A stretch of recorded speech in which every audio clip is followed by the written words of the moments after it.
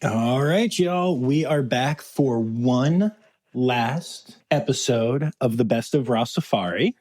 And this replay episode is the most downloaded episode of the podcast ever, which is completely unsurprising, as in the zoo world, the person I spoke to for this episode is definitely a bit of a celebrity. I'm talking, of course, about the one and only Ron Magill at Zoo Miami. This was one of those episodes that when I landed this interview and told some people that I was going to go talk to Ron, they were really, really jealous. And, you know, that's not something that happens all the time here. And they were right to be jealous because Ron's an incredible interview. In fact, this is one of my favorite episodes that I've ever done.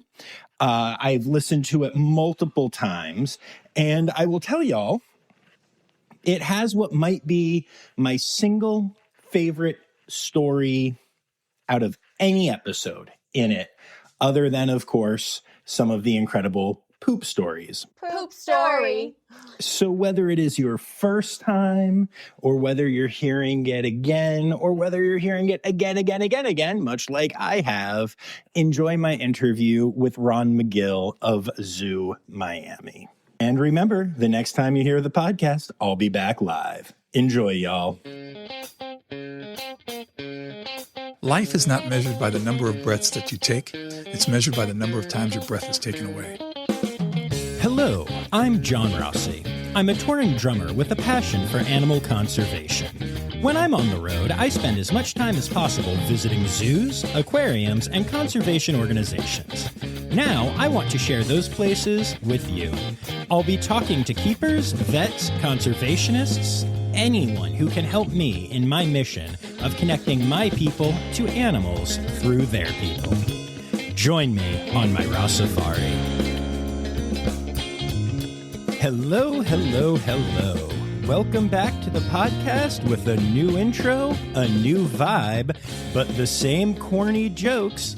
That's right, y'all. Today is the start of Season 2 of the Rossifari podcast. Now in HD. No, wait, it's a podcast. That's not a thing. See? Same show. Y'all, I mentioned it in the bonus episode. I mentioned it in last week's season finale, and I'm going to say it one more time. Season 2 is here, and it is going to be off the hook. Do people still say off the hook? I hope so. Anyway, we have a lot of really fun, cool stuff coming down the line. I detailed a bunch of it in the bonus episode when I introduced Season 2, so if you haven't listened to that yet, go ahead. But I will tell you there are a couple of other things that I'm going to be doing. You're going to see some slight changes that I didn't even mention in there because, well, frankly, I hadn't thought of them yet. The biggest one is going to be you're really going to want to make sure that you are following along on Instagram and Facebook and Twitter at Rossifari. Not only will I continue to do my daily zoo picks, but for every interview episode, when I do an interview in person, I'm also going to do an additional post rather than stories that pertains to the episode.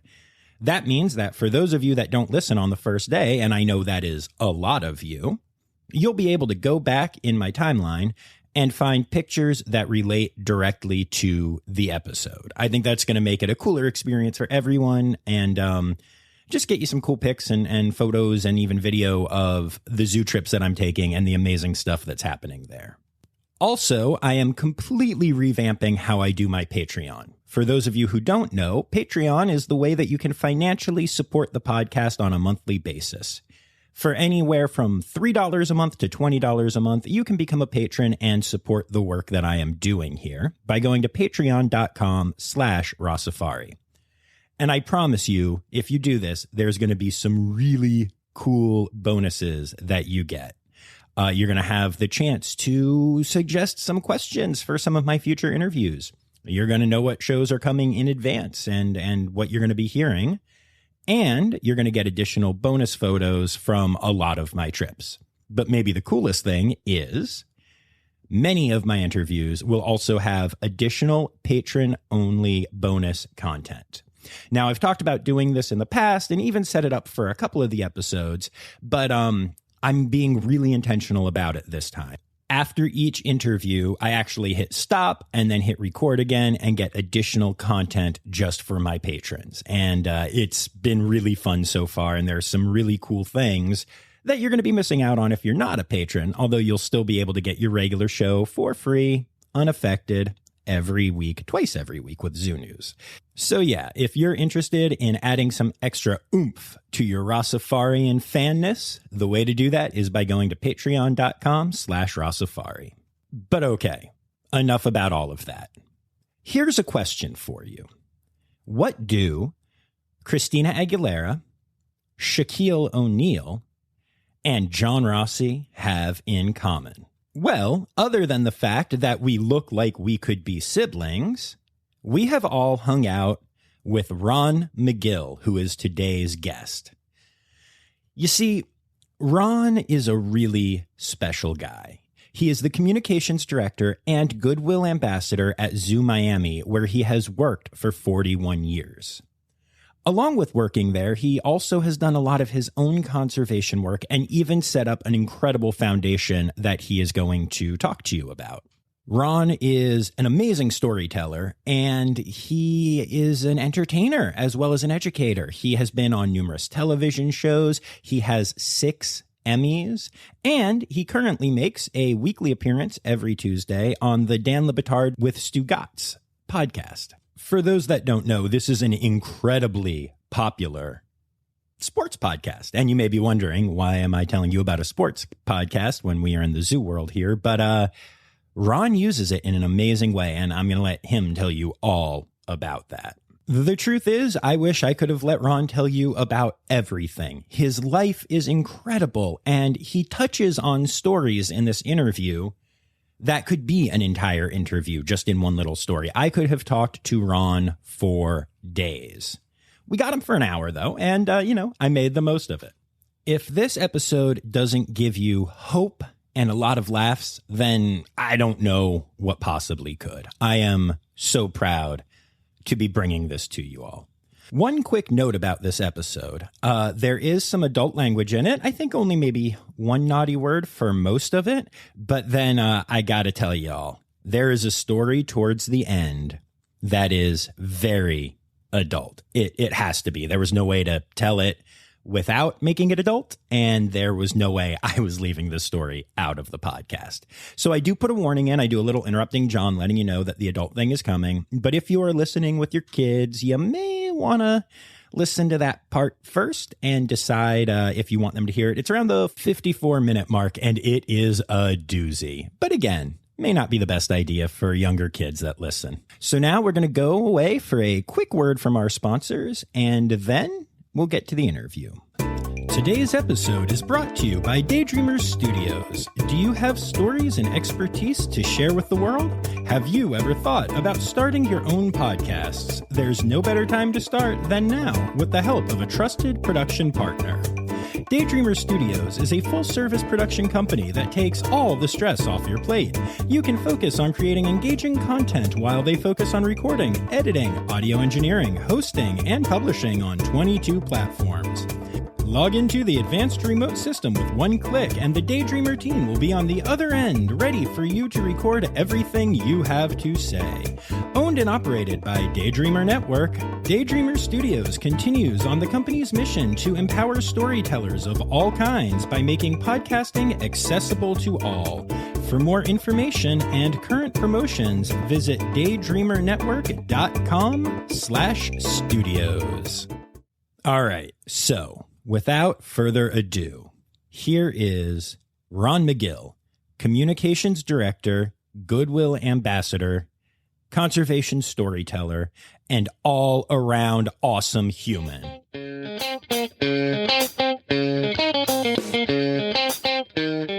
All right, so why don't we start off with you telling me who you are, where we are, and what you do here. Sure, I'm Ron Magill. We're at Zoo Miami. and I'm the communications director here now, Goodwill Ambassador. I've been here for 41 years. That's just amazing to me. And you're quite well known in the community and appreciated. And I'm excited to get into this a little bit with you. It's just I've been around a long time. I don't know about being well known, but it's age kind of grows on people, I guess, after a while. Fair. So let's start off. I'm really curious to hear about like your early life and career. What got you interested in zooing? Well, I was born and raised in New York City in a small apartment. My father was a Cuban immigrant. My mother is the daughter of a Colombian immigrant and a German immigrant. And the only exposure I had to any kind of exotic animals was when my mom would take me to the Bronx Zoo. And I remember going to the Bronx Zoo and something happened to me. Now don't get me wrong. I was, when I talk to kids today, I tell them how lucky they are because you got this plethora of programming. You've got the Discovery Networks, National Geographic Channel, Animal Planet. When I was a kid, there was one show. It was on at 7:30 on Sunday night. It was called Mutual of Omaha's Wild Kingdom. And I would watch that show, and that was like church for me, man. I would go in there, and I would just, wow, man. All I had was a little 12-inch black and white television set growing up. That's all we had, see. So I'd watch that, and I'd say, my gosh, I want to know what that's like. But it wasn't until I got to the zoo and I saw these animals face to face in color, in real life, that it planted a seed in me, a seed that just continued to grow into a passion to work with wildlife. So I understood that, my ultimate dream was to be able to travel to Africa, to travel to the Amazon, travel to the Arctic, to do these things, to see these animals in real life, but that the greatest stepping stone for that would be working in a zoo, at least to get that contact with these animals to work with that. So that was always a dream of mine, to work with animals. Again, going to the zoo. I even spent a lot of time at the American Museum of Natural History in New York, which is to me one of the greatest in the world. Absolutely. And I could spend entire days in there just going through all these animals. And it was great to see them, but I wanted to see them alive. All right. We'll be back after this quick break. Please join me for the Nature Disturbed podcast, a podcast about the good, the offensive, and the confusing parts of the animal kingdom, from the sewers of Florida searching for alligators. Oh no, did I forget to put the bins out? To the surface of Mars, investigating the possibility of life beyond Earth. Sorry, I had some bubbles lodged in my throat. I said, to the bottom of the Mariana Trench, all while interviewing scientists about their research along the way. Do you like comedy, whimsical storytelling, and learning about the natural world? If not, then you'll hate the Nature Disturbed podcast. Yeah, I've always struggled with that. I'm such an animal lover, and I think it's so important seeing the taxidermied species Absolutely. and everything, and the science behind it is great and is sound. But it always kind of makes me sad, too. I love seeing the natural behaviors and movement and, life. Absolutely. But it is, again, it's part of that fertilization, so to speak, of the love I had for wildlife, to be able to see it that way. And understanding, people, like Teddy Roosevelt, these are all some of the greatest conservationists in the world. They actually were hunters that brought these animals and used kind of those taxidermied species as ambassadors to say, we've got to protect their natural home. Absolutely. Yeah. And I think that's so cool. And I think that's the same purpose now that a lot of zoos serve, because, to be clear, zoos did not always start off Absolutely as not. good things. Absolutely not. I mean, even when I started 41 years ago, zoos were not nearly what they are today. And I'd like to think it's, people in my generation who said, listen, we've got to change this. We can no longer have this horrible pacing animal in a concrete slab with bars all around it as an exhibit of the animal. Zoos today, what we try to do is at least good accredited zoos, they try to exhibit an environment. Because at the end of the day, if we don't save the habitat that these animals live in, there's no way that we're going to save the animals. And that's a thing that zoos are working on. They still need to improve on it, and we are constantly improving on it. But that is the direction in which good zoos go to. Right. Good zoos being the key there. And we talk about that a lot on the podcast. Right. But yeah, big fan of accreditation and all that stuff. So I'm so blown away. I haven't gotten to go through a lot of Zoo Miami yet. I got here. It's been raining. Welcome to tropical, subtropical Florida. Spent too long with tree kangaroos. No one is surprised by this. But I did notice the building, the conversation station. Conservation Action Center. Yes. The Conservation Action Center. I almost teared up when I was in there. Talk to my listeners about that. Tell them what basically what we wanted to do, we wanted to give our guests an opportunity to go in, look at things and be inspired to say what they can do themselves to help with conservation. There's that old saying that conservation is, think locally, act globally. Well, you got to act locally too, especially here in South Florida. We are faced with so many challenges here. Invasive species. One of the highlights of that Conservation Action Center is this larger than life python that you can walk through, because the Burmese python's become the poster child for invasive species here in Florida. People realize how destructive the wrong animal in the wrong place at the wrong time can be to an environment. And the python's been that. But we have so many other non-native species, a lot of invasive species, whether it be tegu lizards, whether it be plants, whether it be insects, that are not only destructive to the environment, but destructive to our economic engine that is Florida. Whether it be tourism, affecting the local fishing, affecting the bird watching, whatever it is. So that exhibit, basically what it tries to do is, it's geared a lot to children and families. I kind of call it, and I don't say this in a negative way, I call it kind of Chuck E. Cheese for conservation. Because you can go in there, you got the whack-a-mole that you play to find out how you can whack out these threats. You got the scoop the poop type thing where you're scooping up into it. So you got all of these kind of games that you play to help you get engaged in what you could do for conservation. You can go through that house, that shows you how you can, conserve things by recycling, conserve water, conserve electricity. So these are all, it's an interactive thing. It's not one of these exhibits where you put your hands behind your back and you just look and read. We have learned that people don't like to read a lot anymore. You got to have some type of interaction, emphasized by really good imagery, good graphics, and that gets people engaged. So that's the premise of the Conservation Action Center. Go in and see what you can do every day to make it better for all wildlife. And it is so cool. And I don't know if you read the recent New York Times article. I did. I've put out a whole episode already disputing it. But I just wish that the author of that article could just walk into that building and see the money and the time that went into, and the effort, and like you said, the new ways that we're finding. Okay, if signage isn't working well enough, although signage also has inspired almost every keeper I've talked to. It's inspired me, it's good for a percentage, but finding new ways to reach new people is such a goal of good zoos, and seeing that it hit. No, it absolutely is. And, we talk about signage reaching people. Unfortunately, most of the signage is reaching people that were preaching to the choir. It's people like you and I who are fascinated about it in the first place. What zoos have to do is we have to think of better ways to engage the person who didn't come here with conservation in their mind at all, but they leave thinking, wow, I got to do this. So it is kind of an education through entertainment premise, but doing it in a way that maybe the guest doesn't even realize it. So we need to go through other platforms. We need to have different audiences and engage them in a way that's not just preaching to the choir. Absolutely. I love that. So let's spin it back to you. So, you're a kid, you're inspired by this show. You get to go to the Bronx Zoo, which is an amazing zoo. Well, WCS, for me, they are the role model for zoos as far as conservation goes. Absolutely. Nobody does more in the field, in situ conservation work than WCS. So they deserve the badge to wear as the leader and what zoos should be doing in conservation. So I was very privileged to have to go to that facility. Yes. That's awesome. And I'm a Philly boy, but I spent a lot of time in New York playing. So I'm a member of the WCS, and I'm with you. Great, amazing facilities, amazing behind the scenes work. So tell me how you went from inspired by all of that to now 41 years later, we're sitting here and you have accolades galore and all kinds of stuff. Talk me through it. Well, for me, I knew I always wanted to work with animals. I'm not a guy, contrary to where I'm dressed today because I had to do a presentation. If I had to put on a jacket or a dress shirt every day to work, I'd lose my mind. I knew I had to be comfortable. I needed to be able to get outside when I wanted to, and I needed to work with animals. So my original premise was I wanted to be a veterinarian. Because, as a kid, you're thinking, okay, I want to help animals. Well, a doctor of animals, that's going to be the greatest helper of animals, right? You're going to cure animals. You're going to save animals.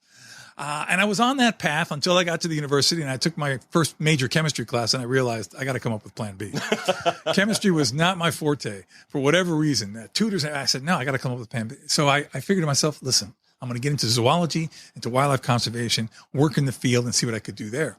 And every professor I spoke to, every tutor I spoke to said, listen, you got to get experience. You got to get hands-on experience working with animals. I said, well, a zoo would be the greatest thing for me. So I first started, my first job down here in Miami was a job in a place called the Miami Serpentarium. It was an attraction that didn't require any experience because they paid you minimum wage. Okay, they said, we're going to pay you nothing, but we're going to give you the opportunity to get that experience. That is so important. I tell that to people all the time now who want to get involved in this career field that, when you're young and you can afford not to make a lot of money, get the experience, even if it means volunteering your time, because that experience is going to be invaluable when you go apply for a job, more so than even your degree in a lot of ways. We're going to have to see what kind of capability you have to actually work around animals. So I started there as a tour guide at the Miami Serpentarium, and I gradually moved my way up to becoming curator of reptiles there. And this is with a gentleman who is considered one of the greatest snake experts in the world. He worked with cobras, all kinds of stuff. And that gave me the opportunity to work with all these animals: crocodiles, Galapagos tortoises, cobras, rattlesnakes, everything. And I got great experience there. Now, I got to move on because I couldn't continue making minimum wage. I went to the University of Florida, studied zoology, and saw a sign. I grew up actually 5 miles from here. When we moved down here to Florida in 1972, I grew up on a 5-acre ranch that my dad built the house, and we raised horses, and I grew up west of here. And I saw a sign go up on the main road here that said, "New zoo coming here." I don't know. Oh, that's it. That's a signal. That's a sign from the heavens. Ron, apply. So I was actually in my senior year at the University of Florida. I applied as a zookeeper at the old Crandon Park Zoo. It was the predecessor to this place. And they called me and said, "Okay, we'll give you the job, but you got to come now," which means I had to leave in my senior year without finishing my degree. Oh, wow. My father was a Cuban immigrant with only about a 4th grade formal education. I told him I'm leaving. I'm going to start as a zookeeper. He looked at me and went, "What?" He was so profoundly disappointed because his vision of a zookeeper was basically a custodian with a big shovel and a wheelbarrow. Okay. And he said, "You're going to leave the University of Florida to go shovel poop?" I said, "Pop, it's a lot more than that." And that's as the profession was beginning to change, where it became more of a profession, not a blue-collar maintenance job. And you know what? It turned out to be a good decision, because I started as a zookeeper, became a lead keeper, became a senior keeper, became an assistant curator, now I'm here. And I've been here for 41 years, but I feel like I started yesterday. And it's enabled me to open so many doors. I've traveled around the world many times. I've done wildlife documentaries around the world. I've been successful in starting great conservation programs around the world. And for me now, when I tell people, I've been to Africa, I think it's 53 times now. Oh my gosh. And what that enables me to do is it enables me to see animals in the environments that they belong in, so that we can do a better job of maintaining them under human care. That's so incredible. That's such an awesome path and so inspirational. What do you think it is about you that makes you, when you show up at this first gig, you go from bottom of the totem pole to one of the top dogs, and then you come here and now, how do you persevere? John, I'm going to tell you, my real gut feeling is this. There are people that are a lot smarter and know a lot more about animals than I do. Having said that, when I started in this field, a lot of people who worked with animals because they didn't want to work with people. Today, that's a little different. Today, with the whole thing with YouTube and social media and people doing selfies and all this stuff, people are becoming a little bit more of an extrovert as opposed to the introverts that animal people were many years ago. The big advantage I had is that I told you that the show that I watched as a little kid growing up was Magill of Omaha's Wild Kingdom. There were 2 hosts in that show, Marlon Perkins and a gentleman named Jim Fowler. Jim Fowler was the guy I wanted to be. He was the guy that was jumping out of helicopters on top of elk. He was rappelling down mountains and grabbing condors with one arm. I saw him catch a jaguar with a throw net in the Amazon. Okay, this guy was unbelievable. And he was just a great storyteller. Make a long story short, I met him about 35 years ago. And he became one of my closest friends, became my mentor. He passed away 2 years ago, but he became my mentor. And he's the one who told me, "Ron, we have got to be good storytellers. If we're not good storytellers, we can't engage people in the things that we're doing. We're not going to be able to save these animals." He taught me about how conservation is more than just getting data and saving animals. Conservation is engaging the community that lives alongside those animals to take ownership of what they're doing. Because you can come up with all the data, all the stats, all the research. If you don't get the people who live alongside those animals to care about those animals the way you do before you leave, when you leave, it's all going to go back to the same. And I think that's what helped me out. I had great mentors who taught me how to be a good storyteller. Again, I'm not the brightest bulb in the chandelier, but I think I can tell a story. And it's important to be able to tell those stories to get people excited. And then with photography, that has really helped me out because it's my greatest tool.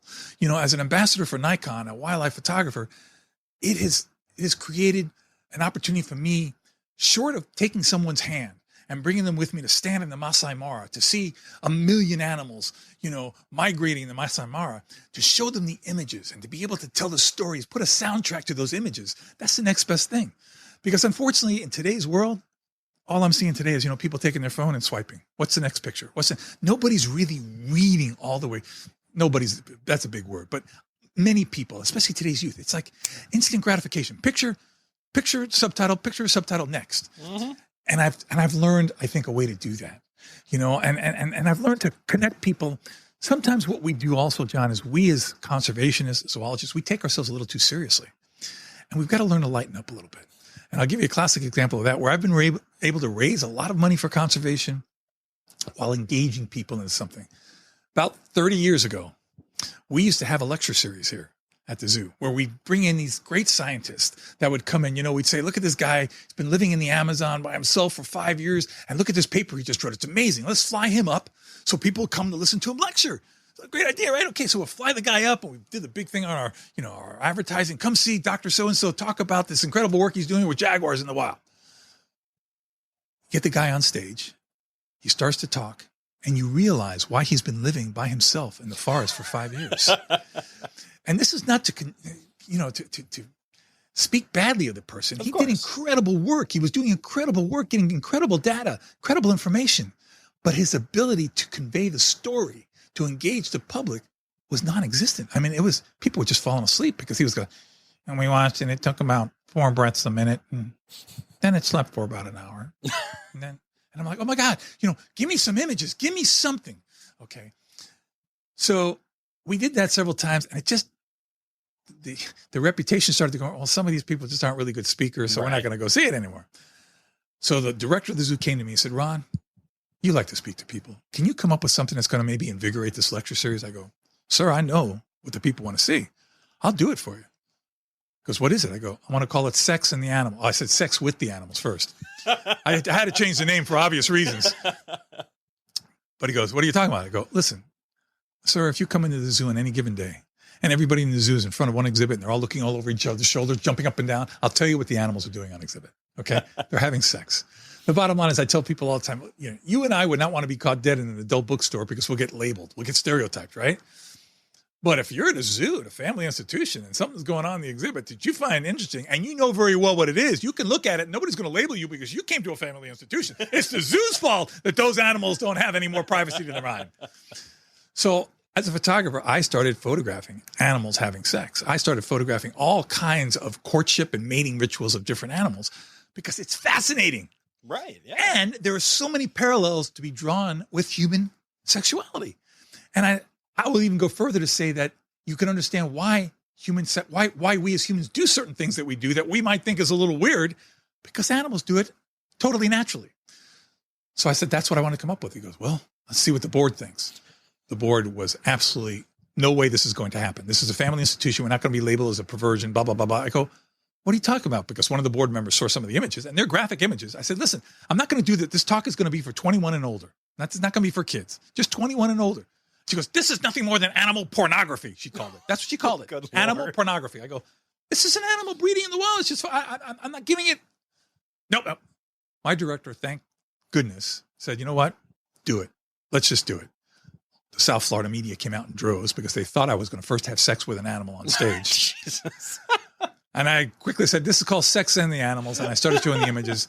Make a long story short, it became the most successful presentation ever done in the zoo. I did it every Valentine's Day here for about 25 years. And finally I said, I'm done. I'm not doing it anymore because that's going to be on my gravestone. The guy who did Sex and the Animals. And I didn't want to have that label anymore.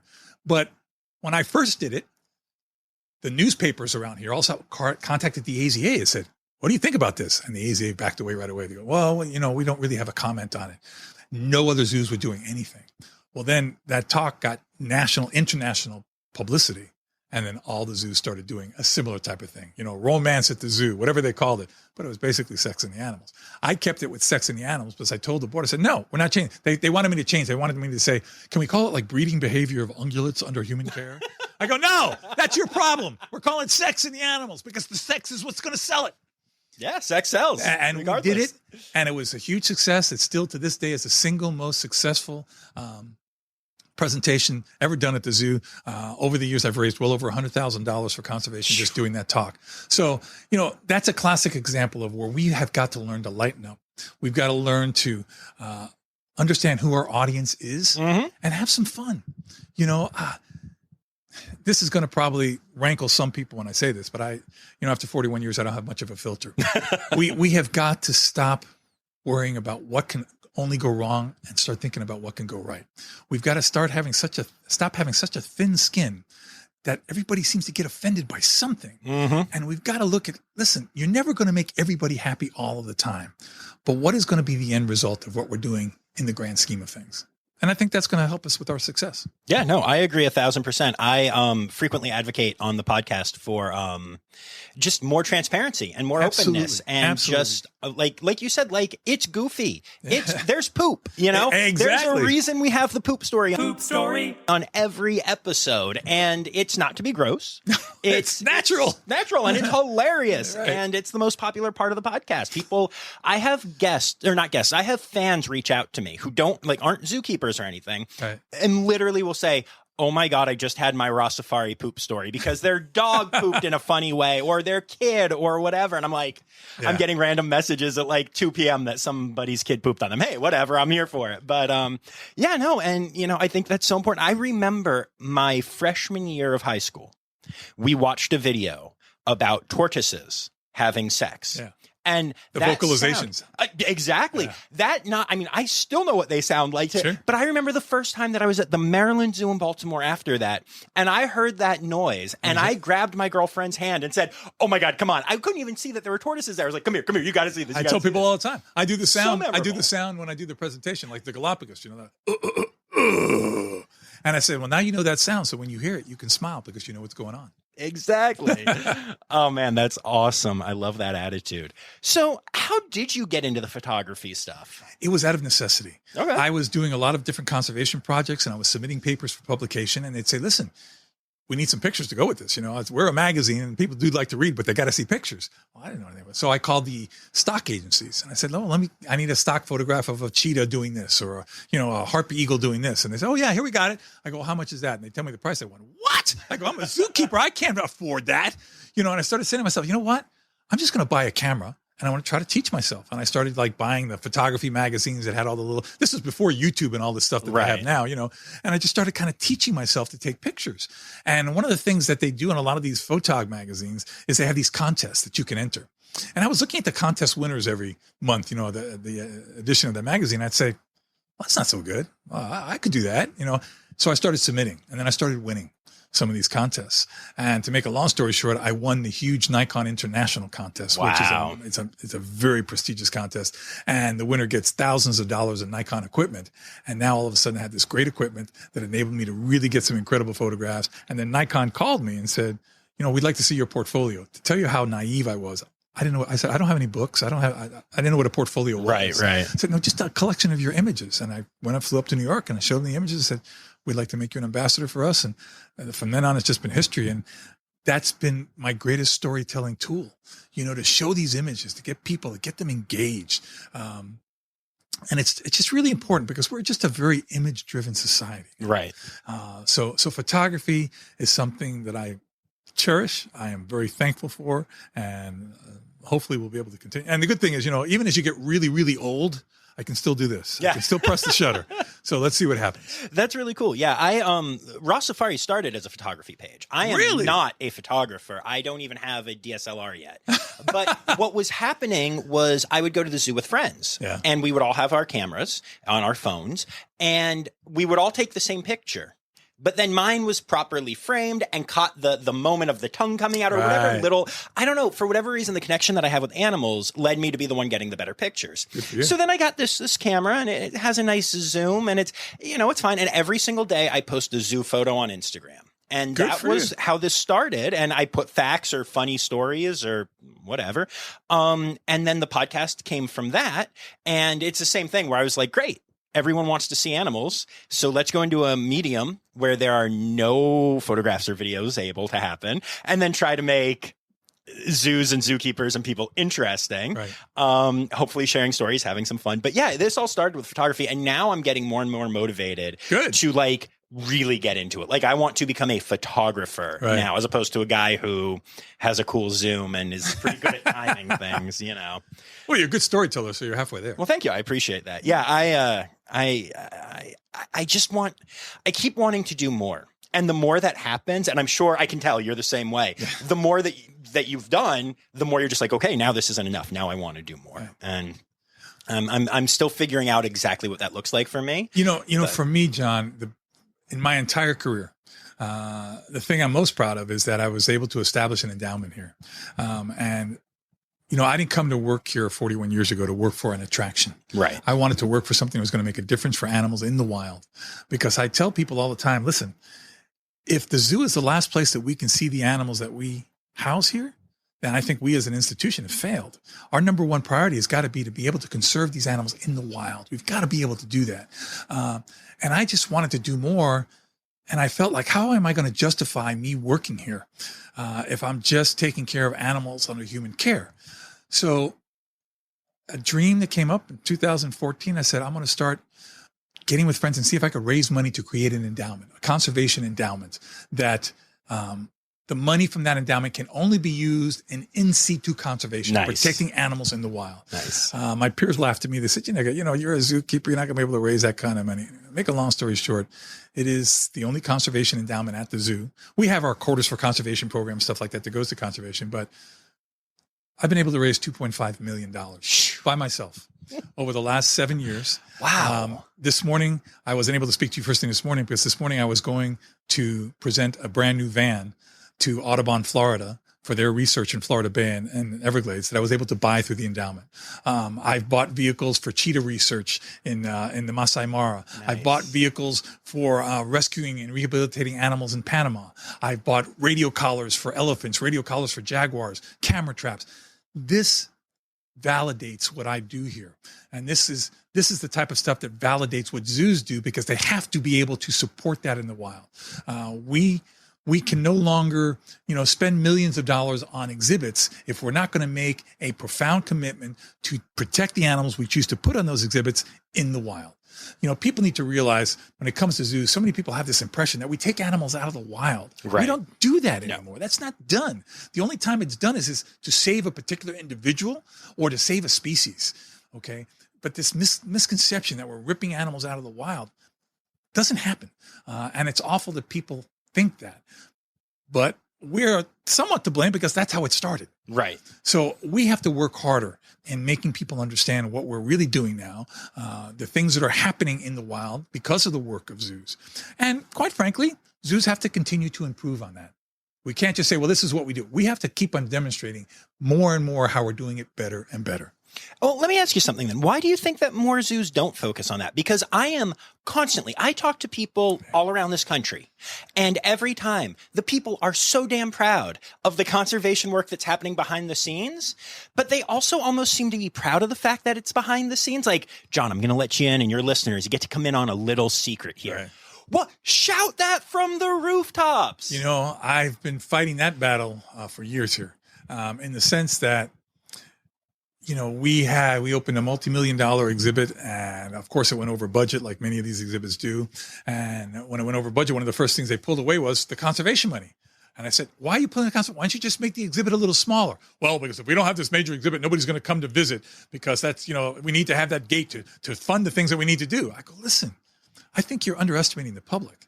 I think if the public saw that we still had a pretty decent exhibit, but we took the money and used it for conservation, it justifies coming to support the exhibit, you see. So that mentality is starting to change. I think that pendulum is starting to change a bit now. The zoos are starting to understand.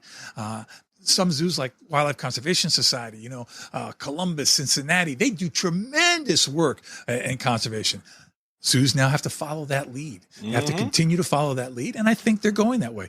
And at the end of the day, they're going to have to go that way, John, because, there's an old saying that says when the people lead, the leaders will follow.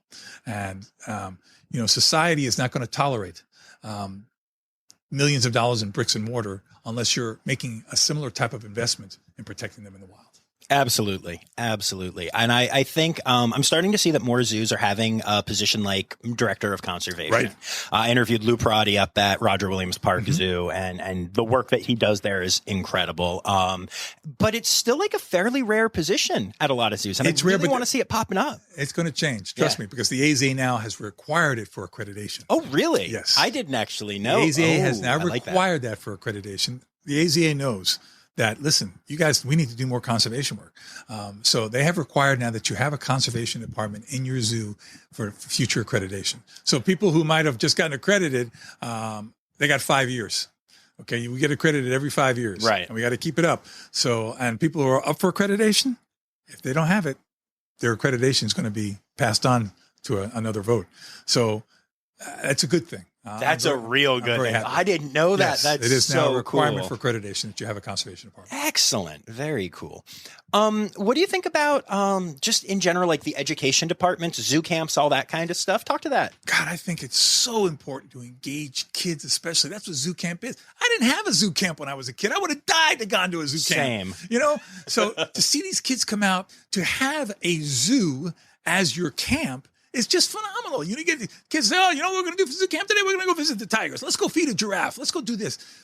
There's an old saying that says, in the end, we protect what we love what we understand, and we understand what we're taught. The zoo's role is to teach these kids, especially those opportunities in camps, to plant that seed so that we know when these kids get older, they're going to make the right decision when it comes to conservation. You know, there's another old saying. I'm full of old sayings, so you tell me to shut up when you get tired. You know, that you can't teach an old dog new tricks. Right. You know, when I was growing up, nobody heard about recycling. You know, I drove the biggest, baddest gas guzzler in the world. I think I got -7 miles to the gallon because it was a hot rod, but it was cool. I bet it was. But you drive a car like that today, you're going to get dirty looks. Why? Because mentality's changed. Now, I'm a father, you see, and I may think one way, but there's nothing more important to me than my kids. If it becomes important to my kids, I see the passion in my kids, it's going to become important to me. So I take a little extra to that saying, you can't teach an old dog new tricks, but you can teach the puppies. And those puppies will teach the old dogs. And that should be a goal of ours, that we're teaching these kids so that this next generation is making the right decisions, and they're teaching the older generation. You know, I know kids that go home and tell their parents, you need to recycle that. Don't just throw that in the trash, okay? And don't leave the water running when you're washing your hands. That's such a way. I've seen kids do that to their parents. Right. So we are making a difference. It's not maybe happening as quickly as many of us would think or would want, but it is happening. And it shows that we're going in the right direction. I have a lot of faith in this young generation. I've got kids that write me letters every day. And the things they write, the things they do, the initiatives they take on their own, man, these are great kids. You know, unfortunately, we hear too much about the bad. We don't hear enough about the good. Right. But the good far outweighs the bad. That's awesome. And I'm going to take this moment to brag on my son for a second. There you go. He's 6, almost 7, and his name is Miles. And he has fallen in love with red pandas, which are, you know, my favorite animal. Yeah. And that is why, you know. And we were visiting Elmwood Park Zoo and seeing Slash the red panda and hanging out. And this kid and dad came up. And like you will hear all the time, the kid goes, oh, that's so cute. We should get one as a pet. And you know, obviously panda pets, bad. Illegal wildlife trade, bad. But you can understand why people think. Of course. And also, like, when a kid thinks that, I like to think that maybe they'll go home and be like, you know, Google, I want a red panda as a pet, find Red Panda Network, find out why that's bad, be motivated for other things. Like, I don't think it's the worst thing. But the dad was just like, yeah, okay, we'll get a red panda. Like, did not care, was not engaged. And Miles turned to him and was like, excuse me, no red panda pets. They are very endangered. You cannot. And I was like, there you go. Little dude, proud. Yes. There you go. Yeah. And I, you know, I see that over and over in a lot of young people. And to me, it just is a reflection of the fact that the message is getting out there. And zoos play a huge role in that. Absolutely. You know, we people need to understand, you know, more people go to zoos than go to all the professional football, baseball, and basketball games in the country combined. Okay. So we have a huge audience. We just have to do a better job of engaging that audience on the right message.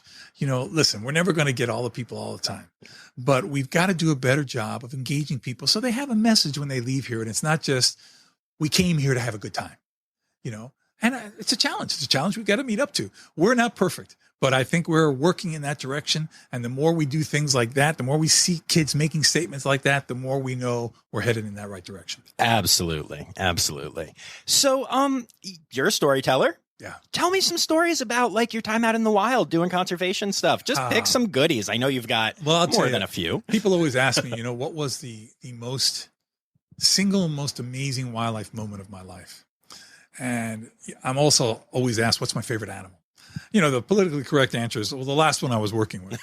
But, in truth, my favorite animal ever since I was a little boy was the harpy eagle. Okay. I'm not necessarily a bird person, but the harpy eagle is the most powerful bird of prey on earth. And to put it in perspective, the bald eagle is our national bird. A big females get larger than males. Female bald eagle is probably 8 or 9 pounds. A big female harpy eagle is about 18 pounds. Okay. 18 pounds is like double the size. The talons are the size of grizzly bear claws. I'd only seen a harpy eagle in the Museum of Natural History dead. I saw my first live ones in Panama because my wife is of Panamanian descent. I saw them down there. Anyway, make a long story short, I started a huge project where I started the Harpy Eagle Conservation Project in Panama. I was the one who got in front of the Panamanian Congress, got them to designate the harpy eagle the national bird of the Republic of Panama, one of the greatest goals I've ever been able to do. I raised over $1 million to start the biggest harpy eagle center in Panama. I got letters from the President of the United States. I got phone calls from the President of Panama. It was a huge thing for me. As part of that project, I had to study the eagles in the wild, and I worked with the indigenous people. And they led me to a nest that was 120 feet up in the middle of the forest. And I used a special crossbow with a fishing reel to throw a line over there. And I climbed up that rope and I climbed into that nest. And I sat in the nest with a 10-week-old harpy eagle chick. And at that point, I was one of only a handful of people in the world who have ever done that. And I'll never forget sitting in that nest, which was probably 6 feet wide, 3 feet deep, and looking at this harpy eagle chick. And I'm 6'6", 230 pounds. And I just started to cry. I just spontaneously got emotional thinking, I cannot believe I'm here looking at this incredible bird looking at me. So that was a moment that I'll never, ever forget. Same thing happened to me in my first trip to Africa when I was out in the Masai Mara and I went over a ridge, and all of a sudden over that ridge was the entire migration. We're talking hundreds of thousands of animals. If you closed your eyes, you could feel the earth moving. And all you heard was, rah, rah, rah, rah, rah. You could smell it. Again, I just spontaneously started to cry.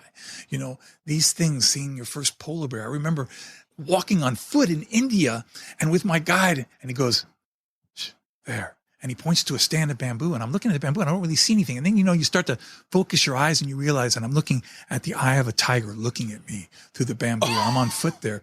I wasn't frightened. Right. It was an adrenaline rush. It was one of those things and that tiger looked at us for like 20 seconds and then ran away. But I was on foot in India and I saw my first wild tiger. My favorite saying in the world, you'll see it here on my desk and on my coffee cups and everything, is, life is not measured by the number of breaths that you take. It's measured by the number of times your breath is taken away. And those breathtaking moments for me have been numerous. These stories of being able, being in the Virunga Mountains, volcanoes, and sitting and having a silverback sit right next to me, a 440-pound gorilla just sitting right next to me, not looking, but he's sitting and feeling his head smelling me, feeling his breath against me, this massive, gentle giant. These are things that leave impressions on you that you never forget. And I just want to be able to translate that emotion that I'm feeling to the kids today. Because the sad reality is most of these kids will never get to see that. Right. And that's the importance of zoos. We provide those windows into that world to plant that seed to get these kids to be like me and want to go out and learn more and explore more and protect more. So, those wildlife stories go over and above. I was swimming in the Galapagos Islands, photographing sea turtles. When all of a sudden a big shadow comes over me, I look, it's a killer whale. A freaking killer whale is swimming above me. And I didn't think at that time, oh my God, it's going to eat me. I looked at it in awe. It kind of looked down and just kept on swimming. But, you just never forget those things. Those are things that, you take with you to your grave. And what I tell people all the time, again, in today's world, when everybody's caught up in, money and all these material things, I say, guys, make memories. Go out, explore the wild. Get away from your computer screen. Get away from your television screen. Get outside, explore the wild, because those are the things that will leave the greatest impressions in your life. That's so amazing. And Yeah, I even just in my world, like I'm constantly, people are amazed that I drove 3.5 hours to be here on my one day off. I'm impressed. I'm impressed. It's in the rain. It's cool. Yeah, in the rain. And it's been great already, and it's going to stay great. And I get to have a lot of cool experiences at zoos because of this podcast and behind the scenes stuff. But here's my question for you. How the hell do you get to start doing this stuff? Can you tell me how I get to do this? How my listeners, and I know that they can't follow the exact blueprint. I get that. But what would you tell somebody, because you have someone sitting right across from you right now who is so fired up to do more and to get out into the wild more. And I want to go to Papua New Guinea and work with tree kangaroos. Yeah. And I want to go to Nepal and volunteer with Red Panda Network and stuff like that. How do you start getting to do these things? Well, what I try to tell most people is that experience is everything. And people say, well, how do I get the experience? And nobody's going to hire me to do these things. And that's where the word volunteer comes in big. And I can't say it enough. When I started, I volunteered doing a lot of things for nothing. While my friends were making their money and going out and going on dates, going to the movies, saving money for a car, I wasn't making anything. But I was building a foundation of experience that opened a lot of doors for me. Not only are you getting the experience, but you meet important people on that journey. And those are the people that can open doors for you. I hate to say this, but the saying is very true. It's not always what you know, it's who you know. Right. When you meet these people who can open doors for you, introduce you to people who can make a big difference for you, that is so much. So I would go out, you talk about tree kangaroo project in New Guinea. They have volunteer programs out there. Of course, it's going to cost you a fortune to get out there and do it. But if you can manage a way to do that, get a scholarship, get a grant, get her something. Getting that experience is going to open so many doors for you. It's going to open so many eyes, put eyes on you. If you're at home, look for a wildlife rehabilitation place. These are places that, are scourging for money just to take care of the animals they're rehabilitating for release back in the wild. If you can volunteer there, even if it means just cleaning cages, even if it means every 3 hours you got to be bird dropping, feeding a bird. These are things that will not only give you experience, but they'll also tell you if it's something you really want to do. Right. Because I've had people who have a vision of what they think they want to do, and then they get into the nitty gritty of it and they say, well, you know what? That wasn't really for me. So before you make this tremendous investment in something like that, it's always good to kind of volunteer, to see if it's something you get the behind the scenes. It's not always, rainbows and cotton candy. So I try to tell people to do that. Reach out, listen to podcasts like this, listen to the people being interviewed, see if you can reach out to those people. Say, yeah, I heard you on this. What do you recommend? Is there something that you have open here? What job openings that you think would relate to something that I like to do? Because there's so many different jobs now. It's not just a zookeeper anymore. You have a nutritionist, you have a behavioral specialist, you have the vet techs, there's so many different aspects. There's no longer just the zookeeper. Right. Okay, cool. Well, thank you for that. And then you use media to reach out to people a lot. All the time. Yeah, talk to me a little bit about that and what you think the influence of media is on what we're doing. Because you're doing podcasts, you're doing, you have like Emmys, right? I have 6 multiple Emmys. Emmys. Yes, I thought this is amazing. That's just amazing. So talk to me about all of that. Well, I realized at an early age, and it's just common sense using numbers. Our education department, let's say we see 150,000 kids every year come in. 200,000. Let's say 250,000 kids every year come through our education department. Okay. If I am able to do a half-hour television show on our network affiliate here in Miami, I'm going to have 1.5 million people watching that in a half an hour. Okay. 1.5 million people can watch that show in this market. So I basically done 6 times the number of people we have touched by coming to the zoo. I've been able to get them on this market. It told me, listen, Ron, you have a huge platform. Now with social media, it's even different. When I really started, it was just getting with the network affiliates and talking and being a good storyteller. A program that I came up with that has been incredibly successful, and I do it on an annual basis still. I call it the Eco Hero Program. I take these trips, John. I would come back and I'd speak to schools. I'd show them the images, and I look at the faces of those kids, and I saw myself. I saw myself looking at those photographs going, oh my God, what I wouldn't give to be able to see that in real life. I said, well, maybe I can make that happen for somebody. And I came up with the concept that let's have an Eco Hero contest. Let me team up with the most popular television station in South Florida, the one that's got the highest numbers.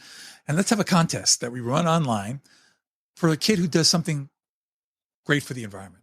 Start a butterfly garden, start a recycling program, whatever it is, beach cleanup, whatever it is. and let's have a contest, have a little group of judges, and we'll pick out the winner of the eco hero, the kid who's done the greatest thing positive for the environment. And that kid, I'm going to bring to some incredible destination in the world. And the television station from that, television crew from that station is going to follow me. And we're going to make a half-hour documentary from it. And that's how it started. The first one started with Dream. It was called Dreams of Africa. And this young lady, high school junior, I took her to Africa. She'd never been on a plane in her life. Oh, wow. She went to Africa. We did a half-hour documentary that the ABC affiliate here ran in prime time, had tremendous numbers. That was my first Emmy Award, okay, doing that first show. And we had over 1 million viewers. And it opened up so many doors. And now people know about the Eco Hero contest. So now kids are doing projects so that they have something to submit for the Eco Hero. Because I've taken kids to Alaska, to Africa, to the Galapagos, to Panama. The last one that I just won my last Emmy Award for, Antarctica. Okay, so I got a kid that we took to Antarctica, all expenses paid. That was basically for the kid alone. And the kid gets to bring a parent or guardian of his or her choice. Okay. So the two of them together, that was basically a $50,000 prize. And that doesn't even include what it would cost for you to produce the television. And then you're going to be on television so all your friends can see you. Okay. Am I too old to admit? So, those are things that, that's where we need to think out of the box and understand the media has tremendous power in reaching people that way. And we're not just preaching it to the choir. When you get a television show on prime time on a major network, and they're paying for everything. The television station paid to produce everything. The television station paid for all. You get free commercials because they're, of course, promoting themselves. So you get these commercials coming up all the time. Hey, join the Eco Hero contest here with Channel 10 and Zoo Miami.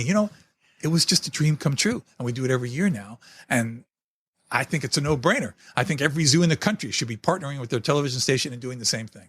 That's so cool. That is just so amazing. And then you do Dan Le Batard as well. And Dan Le Batard. And that's Stugatz. Exactly. Dan and Stugatz. Let me tell you something about that. That is a classic example of how we got to stop worrying about preaching to the choir. When I was first, Dan is a dear friend of mine. It started out as what we call shits and giggles, about 10 years ago. They called me up. They were doing ESPN radio at the time. And they said, hey, Ron, we want you to do a little shtick on who would win. That was the March Madness, the NCAA basketball tournament. Said, I want you to figure the brackets out by mascots. In other words, if the mascots were to fight each other, who would win? Nice. Okay. The Owls against the Rams, the Tigers against the Lions, whatever. And we did this big shtick, and it just went over really well. I mean, I guess the listeners loved it. No, we're going to have you on every week. And then it started out every week doing this ESPN thing to the point where ESPN told Dan, why are we having this animal guy on? We're a sports network. And Dan said, either you have the animal guy or I'm leaving. Wow. Okay. And they said, okay. And then my numbers, they have these ratings. And they figured my spot on that show was the highest rating on the ESPN network at the time. And then ESPN called me to go on to their Sports Center show. And Dan went nuts. Dan went off on them. He goes, how dare you? You tell me I can't have him. And then you put him on Sports Center? You bunch of hypocrites about it.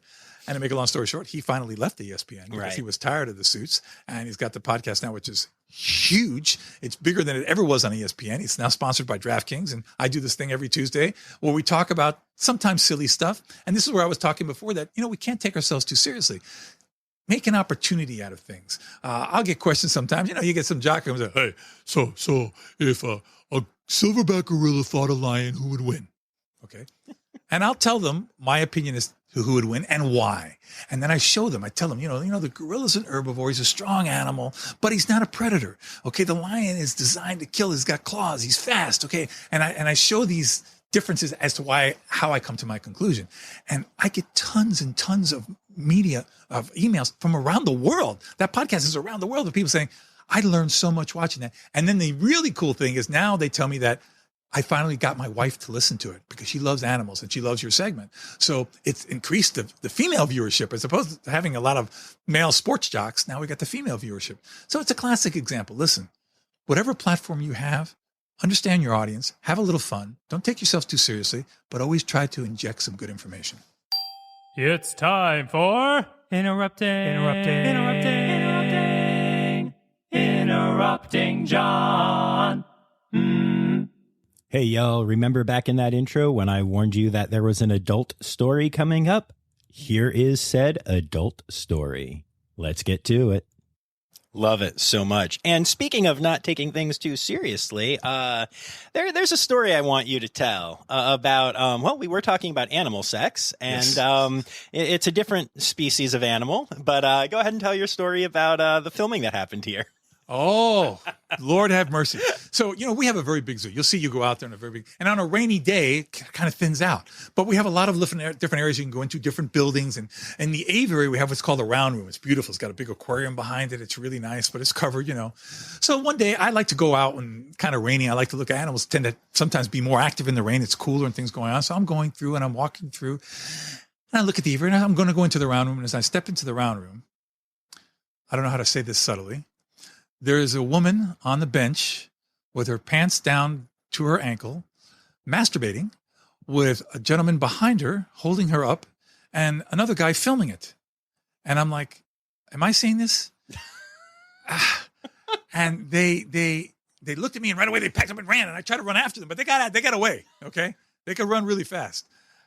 And I went up here to security. I said, guys, I hate to tell you this, but I think someone was just doing some amateur porn in our aviary round room. And they laughed at me. John, they all laughed at me. They go, no. That's nobody's doing that in the round. I go, I'm telling you guys, I was right there. Somebody's doing it.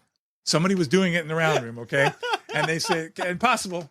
So this is where I get a little embarrassed because I knew that this was going to turn up on one of these porn sites. So I started Googling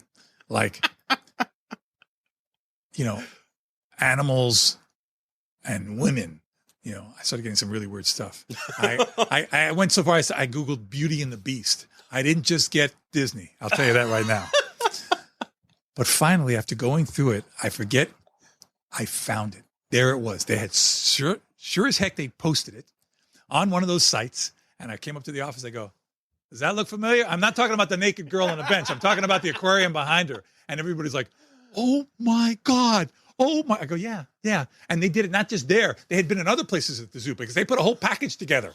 Okay. I only caught them in the round room. So the zoo can be a wild place in more ways than one. That is beyond amazing. Yeah, it was eye-opening to me in many ways. So tell me, how can people help out with your endowment here and everything that you do for conservation? How can people help you? Well, I really appreciate that. Listen, you can go to the zoo's website and see zoomiami.org and see donate, and my endowment can come right up there. Because it's under the umbrella of the zoo, or you can just go to ronmagill.org. ronmagill.org will take you right to the endowment. It's totally tax-deductible donation. And the promise is that your money will only be spent on animals in the wild. As a matter of fact, what happens is your money is not really actually spent. It goes into the corpus of the endowment, and then the dividends it produces is what's spent. So it's there in perpetuity. And it's, like I said, the thing I'm most proud of, because I know that if I leave here tomorrow, I get hit by a truck, I am now providing over $100,000 a year directly to conservation work, just myself. It doesn't include the other stuff that zoo does, but just myself, over $100,000 a year goes. And that's in perpetuity. That's forever. And it'll increase because the endowment continues to increase. And it's what I'm most proud of. I mean, we have to do more of that, John. Zoos have to put their money where their mouth is when it comes to conservation. You might be the least serious, most serious person I've ever met. And I love it so much. Listen, you got to you got to have fun in life. It's too short. It's too short. Absolutely. And yet at the same time, you're doing all this amazing stuff. I'm incredibly impressed. Well, don't be impressed. I'm surrounded by good people and I had really good mentors. That's awesome. And then I guess it's time. It's time now, don't you know? We've come to the end of the show. But there's one tale left to go. You're gonna laugh and say, oh no. It's time for the Rossifari poop story. Okay. Not that porno wasn't good enough, but hit me. Well, I'll tell you what. I do a lot of television appearances. And I was doing a television appearance with a Komodo dragon monitor, big monitor lizard, one that we had raised here since a hatchling. We'd use it as an ambassador to talk about it. And I'm doing a live segment holding this Komodo on my lap for CBS. And I'm sitting there talking about the Komodo dragon. And all of a sudden, I felt his tail get tight and erect. I said, here it comes. And it was a blowout. I mean, all over me. I'm wearing this beautiful light tan shirt that now is all colors of brown and red and white. And it's all. And what people don't understand is the smell of Komodo dragon feces is the most instantaneously gag-causing reflex smell you'll ever have in your life. I have smelled a lot of horrible things, but that was one of those things, you're throwing up a little bit in your mouth. And what's worse is the person who's interviewing me is just cracking up, even though she's also gagging from the smell. And she tells the camera, pan down, look at this. And it looked like somebody took a feces ball of a foot wide and threw it at me and it splattered all over me. Okay. The smell is horrific. And this is live on television. Millions of people are watching this and I'm just smiling. I'm going, well, thank you for that, Maria. I really appreciate you pointing that out. And the tail is just waggling and I'm all over the place. And she's laughing so hard she's crying. And she just had to go back to the anchor. She goes, back to you guys. We just can't do anymore. And I'm thinking to myself, and for weeks, people sent me that clip, that just kept sending, but just the part just all over me like that. Live television, this thing just made us. And again, for those of you who smelt Komodo dragon feces, you know the pain I was feeling, okay? Because there's very few things that smell more rancid, more horrific, more horrible than that. Ron, you're not wrong. You're a hell of a storyteller, man. It was god awful. It was just awful. Oh man, I bet. Well, thank you so much for doing this. This has been a blast. It's my pleasure. Thank you for taking the time, driving 3.5 hours in the rain and coming out here and taking the time to talk to us about it. Absolutely.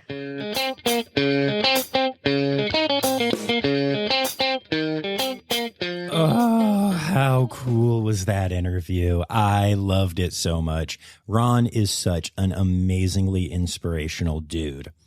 And he's also just got a good heart, As we had talked before and after the interview, I mentioned to him my love of tree kangaroos.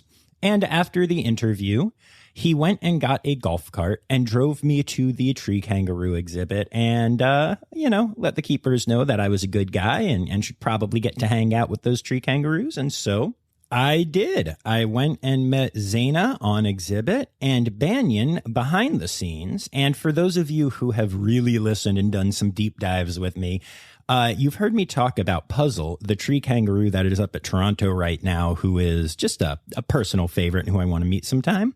Well, Banyan is Puzzle's daddy, and that was just incredible. And yes, I realize that I sound like even a bigger nerd than just, a guy who has a conservation science podcast talking about zoos. But hey, I don't care. It's amazing. Banyan was amazing. Zaina was amazing. Ron Magill was amazing. I like the word amazing. Anyway, you can check out Zoo Miami on Insta and Facebook at Zoo Miami or zoomiami.org. And also make sure that you go to ronmagill.org and make sure that you're following him at Ron Magill Wildlife on Instagram. Now, Magill has 2 L's at the end, so don't forget that second L. I don't know. Seemed worth mentioning. Anyway, thank you so much for being here for the start of season 2. I cannot wait to bring you a lot of the cool interviews that I have done down in Florida and at some other places. And remember, y'all, season 2 credits backwards is Steiderk Oit Noseus. The Rossifari podcast is produced, hosted, and engineered by John Rossi. Editing and fact-checking by John and Dr. Zoe Vesley Gross. Our theme song is Sevens by Nathan Burke, performed by Nathan and John. Interrupting John theme and additional voices by Taylor Isaac Gray. You can reach John directly on Instagram and Facebook at Rossifari or by email at rossifaripod@gmail.com. Rossifari is part of the Daydreamer Media Network. Now, stop listening to me and go visit a zoo.